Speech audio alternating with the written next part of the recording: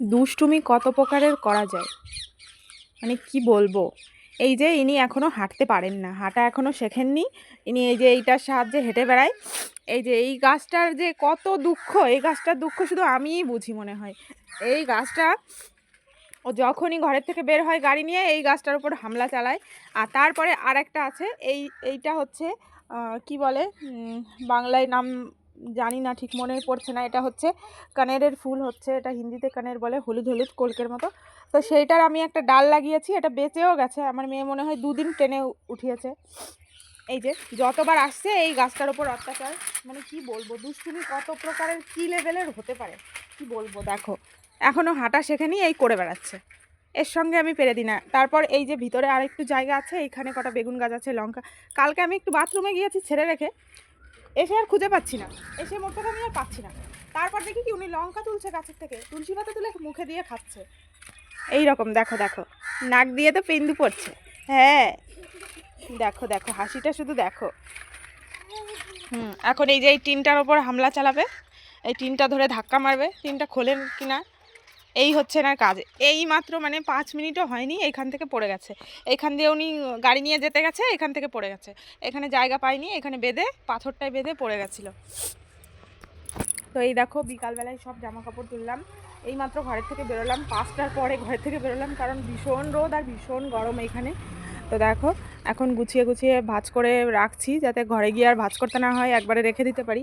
কারণ এখন এনাকে যে ছেড়ে দিয়েছি একটু ফ্রি আছি, ঘরে গিয়ে আর ফ্রি থাকা যায় না। ঘরে গিয়ে সে আমার কাছেই থাকে, কোলে ওঠে, নাহলে দুষ্টুমি করে। এইখানে তো বাইরে দিয়ে দুষ্টুমি করছে, অতটা গায়ে বাজছে না।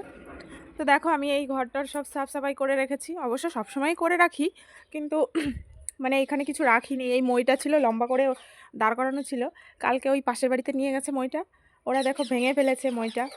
তারপর আবার এইখানে এরকম করে দরজার সামনে রেখে দিয়েছে, যা করে করুক। তো ভীষণ কষ্ট হয় মানে পরিষ্কার করে রাখতে, মেয়েকে নিয়ে সামলাতে সামলাতে আর পারি না, তারপর ভীষণ কষ্ট হয়ে যায়। তো দেখো আমাদের বাড়িতে 2টো কাক এসছে, আর আমার মেয়ে কাককে কাক বলতে পারে না, ও অনেক ছোট থেকেই কাকা বলে, কাককে কাকা বলে ডাকে। অবশ্য ঠিকই আছে, কাকার ডাকটা ঠিকই আছে, ভুল নেই। কাক অবশ্য অনেক ভালো ওর থেকে, ওই ডাকটার থেকে কাক অনেক ভালো। কি বলবো, এই যে আমাদের তুলসী মন্দিরের এই অবস্থা। এখানে তো এমনি লেপাই হয় না, মানে আমরা যেরকম নদিয়াতে যেরকম আমরা শুধু মাটি গোবর দিয়ে লেপি, সেরকম তো হয় না। এখানে প্লাস্টারের মতো করে দেয়, একদম শুকনো করে।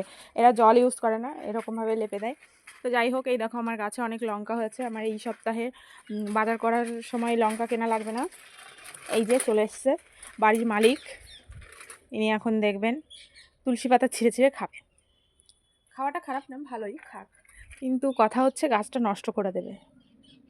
চলে যাচ্ছি আমি চলে যাচ্ছি, টাটা। এই যে শ্রী, আমি চলে এসেছি, এখনই চলে আসবে। একা একা আবার থাকে না, ভয় পায়। তো বাড়ি দেখছো সব জায়গায় ক্লিন হয়ে আছে, একদম পরিষ্কার করে রেখেছি, কারণ আন্টিদের বাড়ির আসার কথা আছে। আর আমার পুঁইশাক গাছটা খারাপ হয়ে গেছিলো, তাই জন্য টেনে তুলে ফেলে দিয়েছি একদমই। ফার্স্টে গোড়াটা রেখে দিয়েছিলাম, পরে দেখি পচে যাচ্ছে, তারপর গোড়ার থেকে তুলে দিয়েছি। এই যে কটা চারা হয়েছে, এই চারাগুলোর ভরসাই তুলে দিয়েছি মেনলি। এখানে 3টে হয়েছে, আর এইদিকে একটা হয়েছিল, সেদিন শিল পড়ে মরে গেছে, কিছু করার নেই। এই যে কচু গাছটাও খারাপ হয়ে যাচ্ছে, জানি না কেন, ওই দিন শিল পড়ে ভীষণ খারাপ অবস্থা কচু গাছটার। তো আমি বিকালবেলায় সকাল থেকে মানে আমি ফোনটা নিয়ে যে একটা ভিডিও ক্লিপ নেব, আমি সেই টাইমটাই পাইনি। কি বলবো, এতদিন ধরে ব্লগিং করছি, এতদিন ধরে ভিডিও করছি, এখনও ফোন কীভাবে ধরতে হয় সেটাই শিখলাম না। কিছু বলার নেই, মূর্খ আমার মতো কেউ আছে এত মূর্খ। তো সকালবেলায় মেয়ে উঠেছে, সকাল সকাল উঠে গেছে। আজকে সকালে কোনো কাজ হয়েছিল না, আজকে সকালবেলায় মেয়েকে কোলে নিয়ে আমিও উঠে গেছি, ও উঠে গেছে। তারপরে ওর খাবার বসিয়েছিলাম, ও উঠতে উঠতে খাবার হয়ে গেছে। ঘরটা শুধু ঝাড় দিয়েছি, আর কোনো কাজ হয়নি। তারপরে মেয়েকে নিয়ে বিছানাটা তুললাম, সব পরিষ্কার করলাম ঘরের। তারপর আমার বর সকাল থেকে মেয়েকে ধরেই নি, মেয়েকে অন্যদিন দোকানে নিয়ে যায়, আমি সেইটুকু সময় ফাঁকা টাইমে আমি কাজ করে নিই। তো আমার বর আজকে আমার মেয়েকে সকাল থেকে নেয়নি, আমি কাজটা করবো কী করে। তারপর দেরি হয়ে গেছে, আর এইখানে মানে 9টা বাজলে এখানে এত পরিমাণে রোদে তাপ হয়, বাইরে কাজ করা যায় না, বাইরে থাকা যায় না, লু চলে এখানে।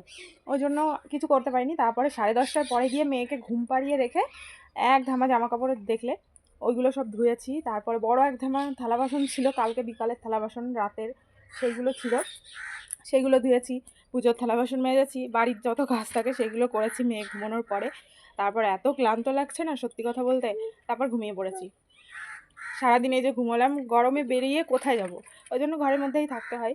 তো সারাদিন ঘুমানোর পরে 5টার সময় ঘরের থেকে বের হলাম, তাও বাইরে গরম। 3-4 ঘন্টার বেশি হয়ে গেছে, কারেন্ট চলে গেছে, এখনও আসেনি।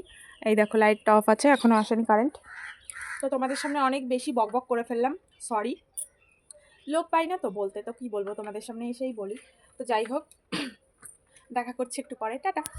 2000 years later. তো এখন রাত হয়ে গেছে, রাত বাজে 8টা। তো এখন আমি বানাচ্ছি হচ্ছে সয়া চাপ, নিজেই বানাচ্ছি। দেখো এখানে কিছুটা সিদ্ধ করতে দিয়েছি, আর কিছুটা রয়েছে, এটাকেও সিদ্ধ করে রেখে দেবো যাতে কালকে রান্না করতে পারি। একটু বেশি করে বানাচ্ছি কারণ রান্না করেও খাবো, আর আমার বর একটু ভাজাভুজি খেতে ভালোবাসে, মানে ফাস্ট ফুড যেটা বাইরে পাওয়া যায়, সয়া চাপের যেই আর কি গ্রেভিওয়ালা যেটা পাওয়া যায় সেটা খুব ভালো খায়, তো সেটাই বানিয়ে নেব। সিদ্ধ করার পরে এইরকম এসছে, আমার কাছে কাঠি ছিল না, আমি চামচ দিয়ে করেছি। এই যে, আর কিছুটা ভাজা হচ্ছে, কেটে ভেজে রাখবো।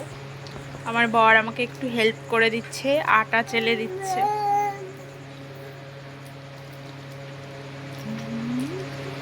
The next day. আজকে জলের আওয়াজে সকালবেলায় ঘুম ভেঙে গেছে। তো বাইরে এসে দেখি ট্যাঙ্কিটা ভরে গেছিলো। ট্যাঙ্কিটা কালকে রাতে আমার বর পরিষ্কার করে, পুরো খালি করে পরিষ্কার করে রেখেছিল। তো সেটা মানে নল চালু করে ও রেখেছিল। তো জলের আওয়াজেই ঘুমটা ভেঙেছে, দেখলাম ভরে গেছে। তারপরে দুটো বালতি, একটা ধামা ছিল ভিতরে, তো সেই দুটো ভরে আমি বাইরে পাইপটা রেখে দিলাম। আর তার আগে তোমাদের সঙ্গে শেয়ার করা হয়নি, এই যে বোতলগুলো দেখছো, তারপরে ঠাকুরের কলসিতে জল ভরা, এই যে আমাদের খাবার দুটো বালতি আছে, এইগুলো জল ভরে রেখেছি। তারপরে এখন তাড়াতাড়ি করে উঠোনটা ঝাড় দিয়ে নিচ্ছি, কারণ যখনই একটু আওয়াজ হয় আমার মেয়ে উঠে যায়, পাশে কেউ না থাকলে ও আওয়াজ পেলে উঠে যায় ঘুম থেকে। তো তাড়াতাড়ি করে আমি উঠোনটা ঝাড় দিয়ে নিচ্ছি, আর আমার বর আমাকে একটু হেল্প করে দিচ্ছে সকালবেলায়। তো যেসব থালা বাসন ছিল, এঁটো থালা বাসন, সেইগুলোই বাইরে এনে দিচ্ছে। আমি ঝাড় দিয়ে রেখে দিলাম। আমার বর এখন মানে নোংরাটা ফেলতে যাবে, এটা হচ্ছে ঘরের ভিতরে থাকে ডাস্টবিন, তো সেটা নিয়ে বাইরে যেটা ঝাড় দিয়ে রেখেছিলাম সেটা নিয়ে চলে গেছে। আর বললাম মেয়ের জন্য একটু খাবার বসিয়ে যাও ইন্ডাকশানে, তো চাল ডাল বসিয়ে রেখে তারপরে গেছে ও বাইরে ঝাড়ু দেবে, তাই জন্য একবারে বেরিয়েছে ঝাঁটা টাটা নিয়ে। আর আমি এইখানে বসেছি থালা বাসন ধুতে, কারণ এই যে 2 দিন হচ্ছে আমি বিকালবেলায় থালা বাসন ধুতেই পারি না। তো ঘুম থেকে উঠে যে বাইরে বেরিয়ে কাজ করব, বাইরে এত গরম থাকে, আর মেয়েকে ছেড়ে রাখাও যায় না, মেয়েকে সেই কোলে করে নিয়ে কাজ তো করা যায় না, ওই জন্য আমার বিকালবেলার থালা বাসনটা ধোয়া হয় না। আর তারপর রাতে খেয়ে দিয়ে অনেক রাত হয়ে যায়, তখন কষ্ট হয়ে যায়, ঘুম চলে আসে, ওই জন্য আর ধোয়া হয় না। তো সকালবেলায় একবারে ধুতে হয়। তো যাই হোক, আমি তাড়াতাড়ি করে কাজটা করছি। আর অনেক থালা বাসন ছিল, এক গাদা চামচ ছিল, কারণ কালকে রাতে সয়া চাপ বানিয়েছিলাম, সেটারই অনেক চামচ টামচ ছিল, সেইগুলোই ধুয়ে রাখছি। এভরিওয়ান, তো সকলে কেমন আছো? আশা করছি সবাই ভালো আছো, আর আমরাও ভালো আছি, তাই জন্য নিয়ে চলে আসলাম নতুন একটা ভিডিও। তো দেখো সকালবেলায় সব কাজকর্ম করা হয়ে গেছে, তোমাদের সঙ্গে তো শেয়ার করলামই, আবার আরেকবার শেয়ার করি। তো দেখো আজকে অল্প কটা জামা কাপড় হয়েছে, 2টো জামা আর 3টে কাঁথা। তো কালকে সব ধুয়ে রেখেছিলাম, আর রাতে এই দুটোই হয়েছে। আর এই যে জল টল ভরে সব কাজ টাজ করা হয়ে গেছে, এখানে খাবার জল ভরে রেখেছি, থালা বাসন ওই যে ধুয়ে রেখে এসেছি, সব কিছুই হয়ে গেছে। বাইরের যত কাজ সবই হয়ে গেছে, স্নান করাও হয়ে গেছে, শুধু রেডি হয়নি এখনও, শুধু ঘরটা বাকি আছে। এই যে এই টেবিলটা দেখতে পাচ্ছ, টেবিলটা একটু মুছতে হবে, পরিষ্কার করতে হবে। আর এই যে বিছানা, ঘর ঝাড়ও দেওয়া হয়নি, আমি বাইরে একবারে বেরিয়ে চলে গেছি, তারপরে আর ঘরে আসা হয়নি, ঘরের কাজগুলো পড়েছিল, ঘরের কাজ করা হয়নি। তো এইমাত্র ঘুম থেকে মানে তুলিনি, এখনও তুলবো। পর্দাটা সবে সরিয়ে রাখলাম, পর্দাটা দেখো আমি হাতে বানিয়েছি, একটা ওড়না ছিল নতুন, তো পর্দাটা আগে থেকে বানানোই ছিল, শুধু এইখানটায় সেট করতে হতো।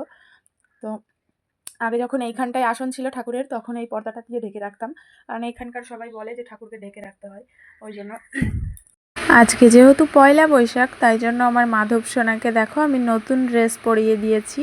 আমি প্রতিবার বাড়ি থেকে আসার সময় 3টে-4টে করে, মানে বেশি, আগেরবার 6টা এনেছিলাম, এবার একটু কম এনেছিলাম, তো নিয়ে আসি নতুন নতুন অনুষ্ঠানে পরানোর জন্য। তো আজকে এটা পরিয়েছি।